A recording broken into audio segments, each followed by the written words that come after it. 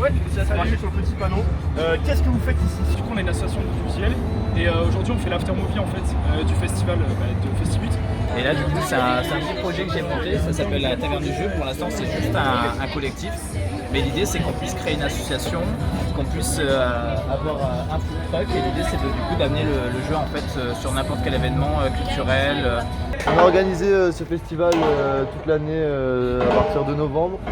Et ça se conclut par un village associatif qui dure 4 heures cet après-midi et une grosse soirée concert ce soir avec des gros artistes. Et du coup, toi, même en tant que personne de tous azimuts, t'en penses quoi de ce changement de lieu? Par rapport à l'année dernière où c'était sur le campus, là on est quand même très heureux du coup vu qu'on est dans le quartier, on est dans le centre-ville et du coup on pense que ça a déjà touché beaucoup plus de monde et le fait de faire vivre ce quartier dans lequel on vit c'est encore mieux pour nous quoi.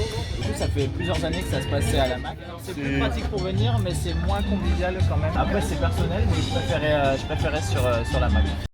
Donc, qu'est-ce que vous pensez du changement de position? Trop bien, mais de la frappe le changement de position. J'en avais marre d'aller à la Mac, c'est trop loin, c'est trop loin.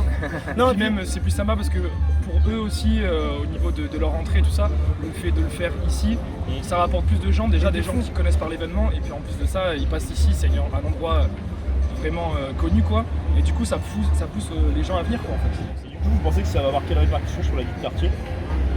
Eh bien, les questions spéciales Politique. PUTK. Ah bah ouais, On va tirer pour les cours là. complètement dedans. Et non, mais quel événement sur la vie de quartier forcément, c'est aussi le dernier jour des compulsations, il me semble, le Festimut.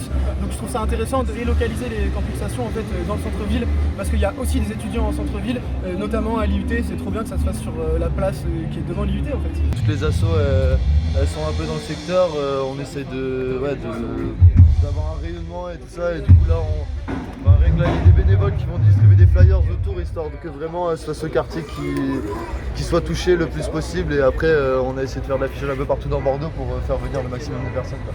Ouais, du coup, l'objectif a changé avec le changement de lieu. On essaie toujours de s'implanter le plus avec ce qu'il y a autour et de faire vivre le plus possible. C'est cool aussi de pouvoir proposer ce genre d'événement sur la rue, dans la ville.